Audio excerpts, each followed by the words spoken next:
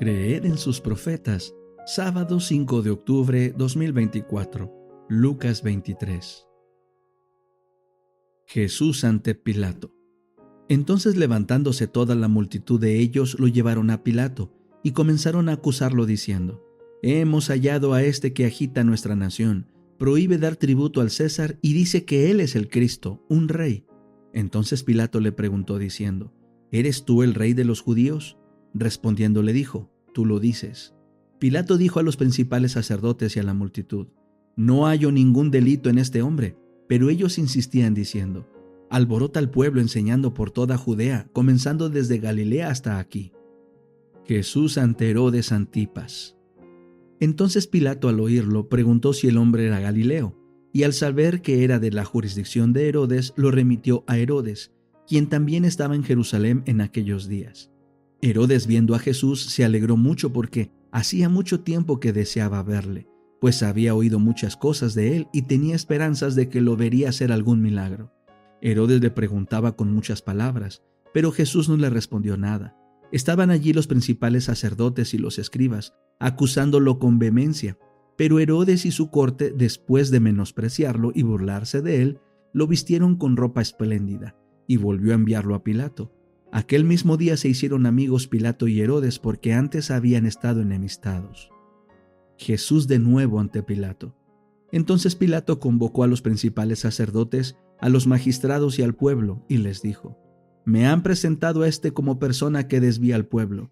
He aquí yo lo he interrogado delante de ustedes y no he hallado ningún delito en este hombre de todo aquello que lo acusan. Tampoco Herodes, porque él nos lo remitió, y aquí no ha hecho ninguna cosa digna de muerte. Así que lo soltaré después de castigarle. Pero toda la multitud dio voces a una diciendo: ¡Fuera con éste! ¡Suéltanos a Barrabás! Este había sido echado en la cárcel por sedición en la ciudad y por un homicidio. Entonces Pilato les habló otra vez queriendo soltar a Jesús, pero ellos volvieron a dar voces diciendo: ¡Crucifícalo! ¡Crucifícalo! Él les dijo por tercera vez: Pues ¿qué mal ha hecho éste? Ningún delito de muerte he hallado en él. Lo castigaré entonces y lo soltaré. Pero ellos insistían a grandes voces pidiendo que fuera crucificado, y sus voces prevalecieron. Pilato cede ante el pueblo. Entonces Pilato juzgó que se hiciera lo que ellos pedían. Le soltó a aquel que había sido echado en la cárcel por sedición y homicidio, a quien ellos habían pedido, y entregó a Jesús a la voluntad de ellos. Camino al Calvario. Y ellos, al llevarle, tomaron un tal Simón de Cirene que venía del campo, y le pusieron encima la cruz para que la llevase tras Jesús. Lo seguía una gran multitud del pueblo y de mujeres, las cuales lloraban y se lamentaban por él. Pero Jesús, volviéndose hacia ellas, les dijo: Hijas de Jerusalén, no lloren por mí, sino lloren por ustedes mismas y por sus hijos. Porque aquí vendrán días en que dirán: Bienaventuradas las estériles, los vientres que no concibieron y los pechos que no criaron. Entonces comenzarán a decir a las montañas: Caigan sobre nosotros, y a los montes cúbrannos. Porque si con el árbol verde hacen estas cosas, ¿qué se hará con el seco? Llevaban también a otros dos que eran malhechores para ser ejecutados con él. La crucifixión de Jesús. Cuando llegaron al lugar que se llama de la Calavera, lo crucificaron allí, y a los malhechores, el uno a la derecha y el otro a la izquierda. Y Jesús decía: Padre, perdónalos, porque no saben lo que hacen. Y partiendo sus vestidos echaron suertes. El pueblo estaba de pie mirando, y aún los gobernantes se burlaban de él diciendo: A otro salvó, sálvese a sí mismo, si es el Cristo, el escogido de Dios. También los soldados lo escarnecían acercándose, ofreciéndole vinagre y diciéndole: Si tú eres el rey de los judíos, sálvate a ti mismo. Había también sobre él un título escrito que decía: Este es el rey de los judíos. Jesús y los malhechores. Uno de los malhechores que estaban colgados lo injuriaba diciendo: ¿No eres tú el Cristo? Sálvate a ti mismo y a nosotros.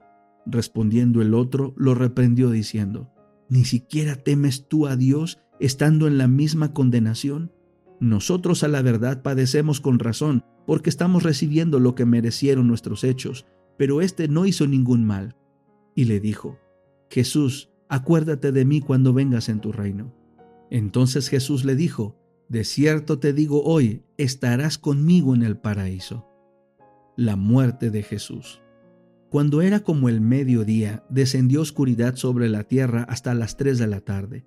El sol se oscureció y el velo del templo se rasgó por en medio. Entonces Jesús, gritando a gran voz, dijo: Padre, en tus manos encomiendo mi espíritu. Y habiendo dicho esto, expiró. Y cuando el centurión vio lo que había acontecido, dio gloria a Dios diciendo: Verdaderamente este hombre era justo. Y toda la multitud que estaba presente en este espectáculo, al ver lo que había acontecido, volvía golpeándose el pecho. Pero todos sus conocidos y las mujeres que lo habían seguido desde Galilea se quedaron lejos mirando estas cosas. Jesús es sepultado. He aquí había un hombre llamado José, el cual era miembro del concilio, y un hombre bueno y justo. Este no había consentido con el consejo ni con los hechos de ellos. Él era de Arimatea, ciudad de los judíos, y también esperaba el reino de Dios.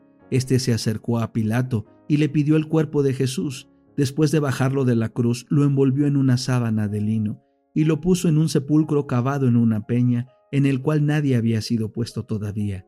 Era el día de la preparación y estaba por comenzar el sábado. La resurrección de Jesús.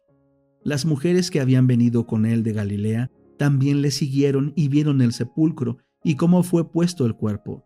Entonces regresaron y prepararon especias aromáticas y perfumes y reposaron el sábado conforme al mandamiento.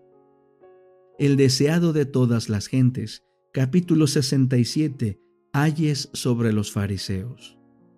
Poco comprendían los judíos la terrible responsabilidad que entrañaba el rechazar a Cristo. Desde el tiempo en que fue derramada la primera sangre inocente, cuando el justo Abel cayó a manos de Caín, se ha repetido la misma historia, con culpabilidad cada vez mayor. En cada época, los profetas levantaron su voz contra los pecados de reyes, gobernantes y pueblo, pronunciando las palabras que Dios les daba y obedeciendo su voluntad a riesgo de su vida. De generación en generación, se fue acumulando un terrible castigo para los que rechazaban la luz y la verdad. Los enemigos de Cristo estaban ahora trayendo ese castigo sobre sus cabezas. El pecado de los sacerdotes y gobernantes era mayor que el de cualquier generación precedente. Al rechazar al Salvador se estaban haciendo responsables de la sangre de todos los justos muertos, desde Abel hasta Cristo. Estaban por hacer rebosar la copa de su iniquidad, y pronto sería derramada sobre sus cabezas en justicia retributiva. Jesús se lo advirtió: para que venga sobre vosotros toda la sangre justa que se ha derramado sobre la tierra, desde la sangre de Abel el justo hasta la sangre de Zacarías, hijo de Baraquías, el cual matasteis entre el templo y el altar. De cierto os digo que todo esto vendrá sobre esta generación. Los escribas y fariseos que escuchaban a Jesús sabían que sus palabras eran la verdad. Sabían cómo había sido muerto el profeta Zacarías. Mientras las palabras de amonestación de Dios estaban sobre sus labios, una furia satánica se apoderó del rey apóstata, y a su orden se dio muerte al profeta. Su sangre manchó las mismas piedras del atrio del templo y no pudo ser borrada. Permaneció como testimonio contra el Israel apóstata. Mientras subsistiese el templo, allí estaría la mancha de aquella sangre justa, clamando por venganza a Dios. Cuando Jesús se refirió a estos terribles pecados, una conmoción de horror sacudió a la multitud.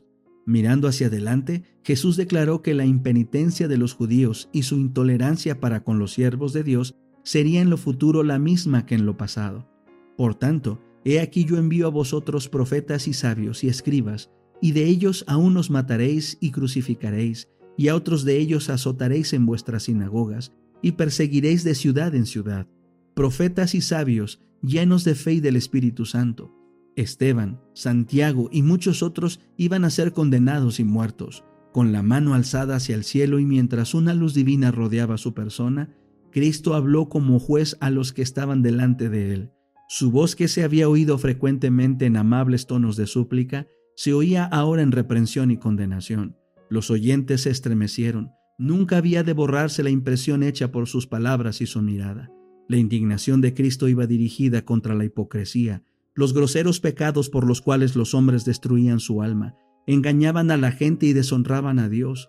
En el raciocinio especioso y seductor de los sacerdotes y gobernantes, él discernió la obra de los agentes satánicos.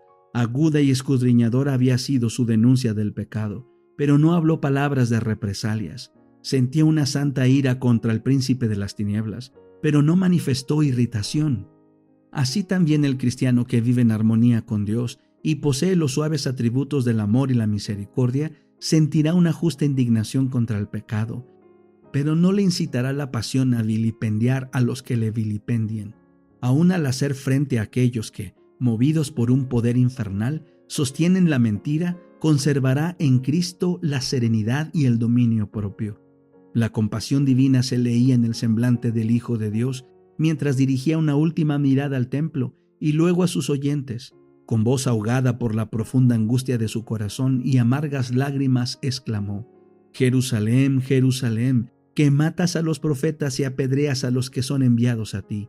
¿Cuántas veces quise juntar tus hijos, como la gallina junta sus pollos debajo de las alas, y no quisiste? Esta es la lucha de la separación. En el lamento de Cristo se exhala el anhelo del corazón de Dios. Es la misteriosa despedida del amor longánime de la divinidad. Los fariseos y saduceos quedaron todos callados. Jesús reunió a sus discípulos y se dispuso a abandonar el templo, no como quien estuviese derrotado y obligado a huir de la presencia de sus enemigos, sino como quien ha terminado su obra. Se retiró vencedor de la contienda. Las gemas de verdad que cayeron de los labios de Cristo en aquel día memorable fueron atesoradas en muchos corazones. Hicieron brotar a la vida nuevos pensamientos, despertaron nuevas aspiraciones y crearon una nueva historia. Después de la crucifixión y la resurrección de Cristo, estas personas se adelantaron y cumplieron su comisión divina con una sabiduría y un celo correspondientes a la grandeza de la obra. Dieron un mensaje que impresionaba el corazón de los hombres, debilitando las antiguas supersticiones que habían empequeñecido durante tanto tiempo la vida de millares. Ante su testimonio, las teorías y las filosofías humanas llegaron a ser como fábulas ociosas. Grandes fueron los resultados de las palabras del Salvador a esta muchedumbre de asombro y pavor en el templo de Jerusalén. Pero Israel como nación se había divorciado de Dios. Las ramas naturales del olivo estaban quebradas.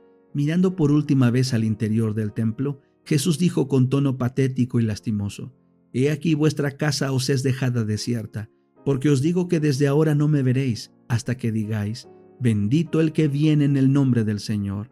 Hasta aquí había llamado al templo casa de su Padre, pero ahora, al salir el Hijo de Dios de entre sus murallas, la presencia de Dios se iba a retirar para siempre del templo construido para su gloria.